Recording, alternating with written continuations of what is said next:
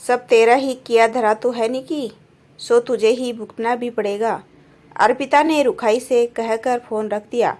वैसे अर्पिता का कहना था भी सही। निकी तो उस रोज जिद करके सबको सूरजगढ़ मेला दिखाने ले गई थी। मेले में घूमते हुए अचानक पापा की मैं मेरी बहन रूपा बुआ मिल गई। कई वर्ष पहले एक सरकारी आवासीय कॉलोनी में वे पड़ोस में ही रहती थी। रात दिन का आना जाना था। लेखाकार फूफा जी अर्पिता और निकी को गणित पढ़ाते थे। फिर पापा ने नोएडा में फ्लैट खरीद लिया और फूफा जी ने द्वारका में। धीरे धीरे संपर्क खत्म हो गए। आज मिलकर सब बहुत खुश हुए और गपशप करने के लिए एक रेस्तरां में जाकर बैठ गए। अर्पिता तो सॉफ्टवेयर इंजीनियर बन गई। तू क्या बनेगी निकी? फूफा जी ने पूछा। आपकी दी शिक्षा को सार्थक कर रही हूँ फूफा जी। कॉमर्स कॉलेज में लेक्चर हूँ और पीएचडी की तैयारी भी कर रही हूँ। बड़ी खुशी हुई है सुनकर, रूपा बोली। लेकिन इनके शादी ब्याह के बारे में क्या कर रहे हो उदय भैया? अभी तो कुछ सोचा नहीं, दोनों ही अपने अपने कैरियर को बनाने में व्यस्त है, उदय शंकर ने कहा। कैरियर तो उम्र भर बनता रहेगा, लेकिन शादी की एक खास उम्र होती है और अच्छे लड़के लड़कियों के रिश्ते इसी उम्र में हो जाते हैं। अर्पिता 27 साल की हो रही है। जल्दी से इसके लिए लड़का तलाश करो, वरना तुम्हें भी शंभू दयाल जी वाली परेशानी होगी, रूपा बोली। शंभू दयाल कौन? वहीं पंडारा रोड वाले, आपके मुँह बोले जेठ? मम्मी ने पूछा।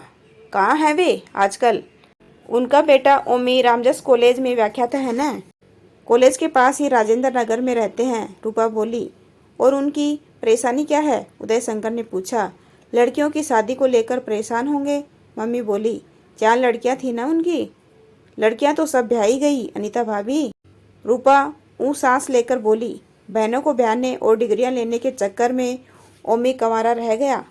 सर्वगुण संपन्न लड़का है, लेकिन 33 साल की उम्र की वजह से अच्छी लड़की ही नहीं बुआ मिल रही।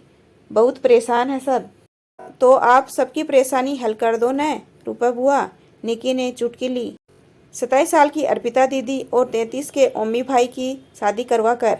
अरे क्या कमाल का आइडिया दिया है री छोरी तूने, रूपा बुआ फड़क कर बोली। और संयोग से वे सब भी यहाँ आए हुए हैं। फूफा जी चहके। शंभू से मोबाइल पर बात करवाता हूँ, यह लो, उधर देखो, वह रहे वो लोग। अपनी टेबल पर बुला लेते हैं। फूफा जी के साथ उदय शंकर, अनीता और रूपा भी लपक ली। यह क्या बदतमीजी है निकी? अर्पिता ने आंखें तरेरी। पहले तो खरीदारी के बहाने यहाँ लाकर शाम खराब की, और अब यह शादी का सोसा छोड़ दिया। इससे पहले कि निकी कुछ बोलती, अर्पिता की नज़र अपनी सहेली ओमी की छोटी बहन सरला पर पड़ी और लपक कर उससे मिलने चली गई। 2-3 मैचों को जोड़कर एक लंबी मैच बनाई गई और चाय नाश्ते का ऑर्डर कर सब बातों में तल्लीन हो गई। केवल ओमी और निकिता उर्फ निकी चुप थे। उम्र में फ़र्क जरूर था, लेकिन बचपन की जान पहचान तो थी ही। सो ओमी ने अपनी कुर्सी निकिता के पास सरका ली। यह सुनकर कि निकिता भी उसी के विषय की लेक्चर है, ओमी बड़ा प्रभावित लगा।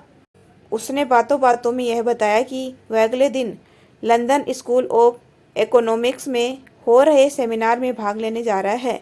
निकिता को इस सेमिनार के बारे में कोई जानकारी नहीं थी।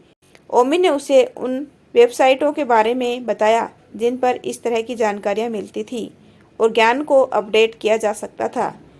निकिता बड़ी दिलचस्पी से ओमी की बातें सुन रही थी और भी बहुत कुछ पूछना चाहती थी, लेकिन अर्पिता और सरला उसे अपने साथ शॉपिंग के लिए ले गई। बाकी सब लोग वहीं बैठे रहे। उनकी खरीदारी अभी ख़त्म भी नहीं हुई थी कि सरला को ओमी का फ़ोन आ गया कि सब लोग जाने के लिए मेले के गेट के पास उनका इंतज़ार कर रहे हैं। उनके वहां पहुंचते ही सब ने जल्दी जल्दी विदा ली। निकिता चाहकर भी ओमी से बात नहीं कर सकी। उसे यह तो यकीन था कि पापा ने शंभू अंकल से फ़ोन नंबर लिया होगा, लेकिन उसने पूछना मुनासिब नहीं समझा। सरला से मिलने के बाद अर्पिता का सुथरा मूड ओमी का नाम सुनकर फिर बिगड़ सकता था। वैसे भी जब अर्पिता गाड़ी चलाती थी तो मम्मी पापा काफ़ी तनाव में रहते थे और आज तो ट्रैफिक भी और दिनों के मुकाबले अधिक था। सो रास्ते भर सब चुप रहे। घर आते ही निकी तो कंप्यूटर पर ओमी की बता वेबसाइट देखने में व्यस्त हो गई और अर्पिता मोबाइल पर बात करने में। मम्मी पापा टीवी देखने लगे। और मेले में मिले लोगों के बारे में कोई बात नहीं हुई। रविवार था, इसलिए अगली सुबह सभी रोज के मुकाबले देर से उठे और नाश्ता भी देर से बना। तुम दोनों का आज क्या प्रोग्राम है? माँ ने नाश्ते के दौरान पूछा। मुझे तो लंच के बाद कुछ देर को बाहर जाना है, अर्पिता बोली। निकी तो कंप्यूटर से चिपकी रहेगी शायद। निकी ने राहत की सांस ली। अर्पिता के जाने के बाद वह पापा से नंबर लेकर ओमी से बात करेगी। उसे अपनी कुछ शंकाओं का निवारण करना था, लेकिन इससे पहले कि वह कुछ बोलती, दरवाजे की घंटी बजी। नौकर ने दरवाजा खोला। सामने शंभू दयाल सपरिवार खड़े थे। माफ करना उदय भाई, इस तरह बिना बताए आ धमकने को, लेकिन मजबूरी है। सरला को दोपहर की गाड़ी से लखनऊ वापस जाना है और हम तीनों को लंदन। जो बात कल शुरू की थी उसे जाने से पहले पूरी करना चाह रहे थे। शंभू दयाल सांस लेने को रुके। ओमी की रजामंदी तो मैंने ले ली है, तुमने अर्पिता से बात कर ली होगी। हस्तप्रभ से खड़े उदय शंकर ने इनकार में सिर हिलाया। अभी तो नहीं। कोई बात नहीं, शंभू दयाल ने आराम से सोफे पर बैठते हुए कहा। अब कर लेंगे। वैसे अर्पिता सरला को बता चुकी है कि शादी तो वह भी करना चाह रही है, लेकिन यही सोचकर डरती है कि कहीं शादी के बाद इतनी मेहनत से बनाए करियर का बंटाधार न हो जाए। ओमी से शादी करके ऐसा नहीं होगा, मैं इस बात की गारंटी देने को तैयार हूँ। ओमी हंसा। क्योंकि न तो मैं अवार्ड विनीत किताबें लिखने का मुँह छोड़ सकता हूँ और न मम्मी अपनी गृहस्थी की बागडोर का। सो हमें तो अपने करियर को सर्वोपरि मानने वाली लड़की ही चाहिए। इसके बाद कहने सुनने को कुछ रह ही नहीं जाता, सरला बोली। ओमी भैया और परिवार के बारे में तो तुम अच्छी तरह से जानती हो अर्पिता, फिर भी कुछ पूछना हो तो पूछ लो। ओमी भैया से यहीं या अकेले में? यही पूछूंगी सबके सामने कि शादी के बाद राजेंद्र नगर से रोज सुबह 9 बजे नोएडा ऑफिस पहुंचने के लिए कितने बजे घर से निकलना होगा और शाम को 7-8 बजे छूटने के बाद घर कब पहुंचा करूंगी? अर्पिता ने चुनौती के स्वर में पूछा।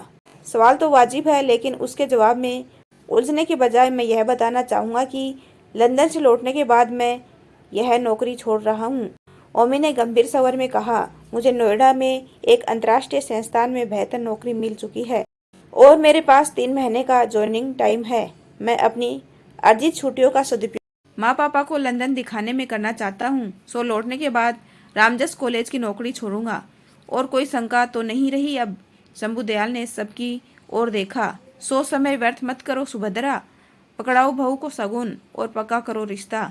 ठहरे भाई साहब, अनीता पहली बार बोली। ऐसे थोड़ी ही रिश्ते पक्के होते हैं। आप तो सगुन लेकर आ गए, मगर हमारे पास तो कोई तैयारी नहीं है। तो हमारे पास ही कौन सी तैयारी है? सुभद्रा बोली। हम भी नगद दे रहे हैं, आप भी नगद दे दो। नगद नहीं है तो चेक पकड़ा दो, 2 महीने के बाद आकर कैश करवा लेगा। तो यह सगुन भी 2 महीने बाद ही कर ले? नहीं भाई उदय शंकर, शंभू दयाल ने बात काटी। सगुन यानी बात पक्की तो हम अभी करके ही जाएंगे। अब तुमसे क्या छिपाना, तुम्हें तो पता ही है कि मेरे भाई और बहनों ही इंग्लैंड में रहते हैं। वे जब तक ओमी को वहाँ बसाने के लिए उसके लिए वहाँ की लड़कियों के रिश्ते सुझाते रहते हैं, जो हम नहीं चाहते। अब जब वहाँ जाने से पहले संयोग से ओमी के उपयुक्त लड़की भी मिल गई है, तो क्यों न बात पक्की करके जाऊं। और इससे पहले कि वे कोई लड़की सुझाएं, मैं उन्हें यह खुशखबरी दे दूं कि तुम्हारी बेटी मेरी बहू बन रही है। यह बात तो 16 आने सही है। उदय शंकर ने अर्पिता की ओर देखा। तू क्या कहती है बेटी? मैं क्या कहूँ पापा, अर्पिता ने असहाय भाव से कहा। मेरी बस एक विनती है कि यहाँ शादी की बात अभी किसी को न बताई जाए। हमारे पास तो किसी को बताने का समय है ही नहीं, क्योंकि हम तो आज रात को ही लंदन जा रहे हैं। सुभद्रा बोली। तुम्हारे घर वाले क्या करते हैं यह तुम जानो। मम्मी का केस तो तैयार पड़ा है आंटी जी, आपको भी जो देना है जल्दी से लाओ ताकि रोके की रस्म करें। मिठाई विठाई के चक्कर में मत पड़िए। मेज पर अंगूर रखे हैं, उनसे मुआ मीठा करवा दीजिए सबका, सरला ने कहा। चल अर्पी, इधर बैठ सोफे पर। आप भी इधर आ जाओ ओमी भैया, दीदी को कपड़े तो बदलने दीजिए। निकिता हंसी। रहने दे, इसके कपड़े बदलने के चक्कर में मेरी ट्रेन छूट जाएगी। सोच क्या रही हो मम्मी, खोलो अपना बटुआ। सरला ने जल्दी मचाई। उसके बाद घर में जो था वहीं जल्दी जल्दी खाकर 2 महीने बाद मिलने का वादा करके सब लोग चले गए। यह सरला भी न बिल्कुल नहीं बदली। किसी को कुछ सोचने का मौका ही नहीं देती। अनीता ने लंबी सांस लेकर कहा, तू क्या कहती है अर्पी? जो हुआ ठीक ही हुआ न?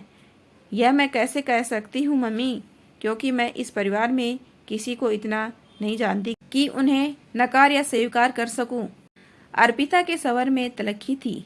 घर वर के अच्छे होने के बारे में तो खैर कोई शक नहीं है, लेकिन अर्पी जो कह रही है वह भी ठीक है। फिक्र मत कर बेटी, हम अगला फैसला करने से पहले तुझे और ओमी को एक दूसरे को जानने का मौका देंगे, उदय शंकर ने आश्वासन दिया।